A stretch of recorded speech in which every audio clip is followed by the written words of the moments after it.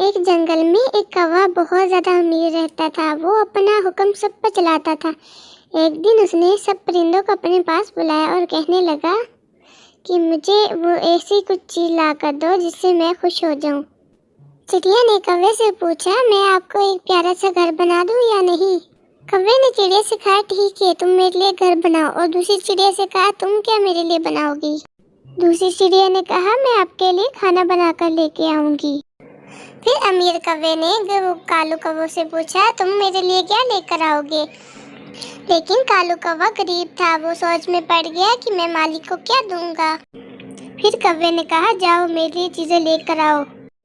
کالو کوا پریشان ہو کر ایک پیڑ کے نیچے بیٹھ گیا۔ وہ سوچنے لگ گیا کہ میں مالک کو کیا دوں گا، میرے پاس تو کھانے کے لیے بھی کچھ نہیں ہوتا۔ اسی وقت وہاں پر چڑیا اس کی باتیں سن لیتی ہے۔ اگر کالو کوے کے پاس پیسے نہیں تھے تو مجھے بتاتا، ہم دونوں اب ایسا کرتے ہیں، ہم دونوں پیارا سا گھر بنا کر دیتے ہیں۔ چڑیا کالو کوے کے پاس گئی اور کہنے لگی، کوا، اگر تمہارے پاس پیسے نہیں تھے تو مجھے بتا دیتے، ہم دونوں ایسا کرتے ہیں، پیارا سا گھر بنا کر مالک کو دیتے ہیں۔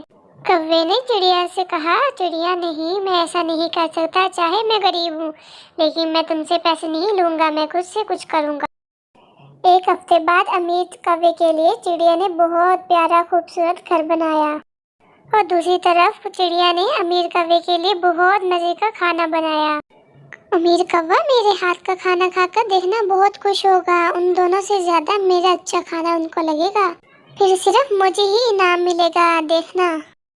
اور تیسری طرف کوا بہت زیادہ پریشان نظر آ رہا تھا، میرے پاس تو پیسے ہی نہیں ہیں، میں مالک کو کیا دوں گا؟ ان دونوں نے، ایک نے گھر بنایا اور دوسرے نے کھانا بنایا، تو میں مالک کے سامنے کیسے جاؤں گا؟ تبھی کوے کو کسی کی آواز آئی۔